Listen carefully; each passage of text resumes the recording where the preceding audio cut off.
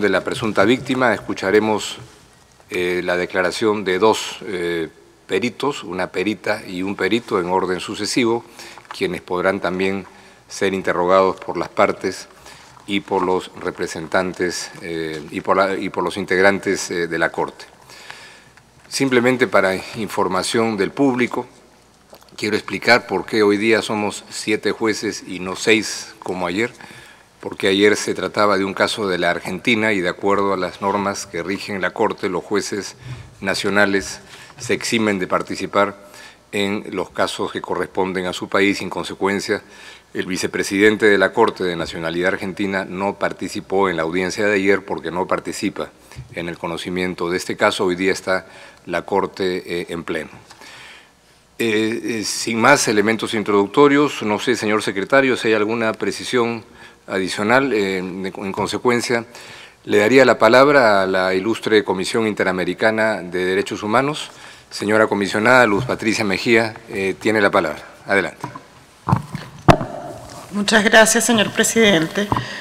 Señoras magistradas, señores magistrados, representantes de las víctimas, representantes del Estado, para la comisión, este juicio que vamos a tener hoy en día es uno de los elementos más importantes y quizás histórico para el pueblo de El Salvador. Es la primera vez que frente a los gravísimos hechos que se sucedieron durante la guerra en El Salvador, se presenta con meridiana claridad un Estado de El Salvador que reconoce los graves hechos de violencia y graves violaciones de derechos humanos de las que fue víctima el pueblo salvadoreño.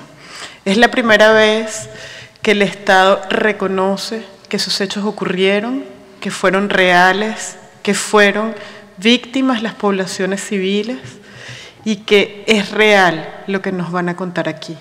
Hoy vamos a escuchar a una sobreviviente de la masacre y el horror.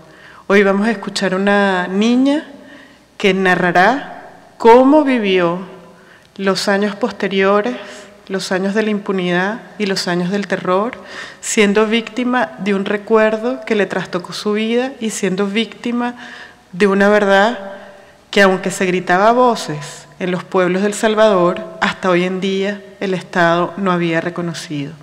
Nosotros tenemos en el expediente las declaraciones del presidente Funes, que reconoce y pide perdón en nombre del Estado salvadoreño a todas las víctimas, hombres, mujeres, niños y niñas, de una muy cruda realidad, de una guerra donde la mayoría de las víctimas fueron civiles que fueron entendidos por el propio gobierno como víctimas, como enemigos que tenían que ser atacados.